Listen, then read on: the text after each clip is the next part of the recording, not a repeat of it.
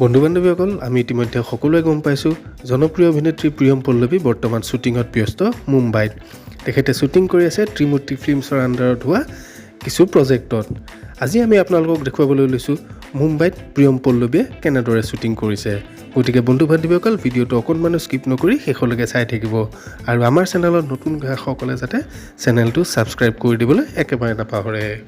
চাওঁ আহক বন্ধু-বান্ধৱীসকল প্ৰিয়ম পল্লৱীয়ে কেনেদৰে অভিনয় কৰিছে আৰু কেনেদৰে শ্বুটিং কৰিছে মুম্বাইত। 5, 6, 7, go!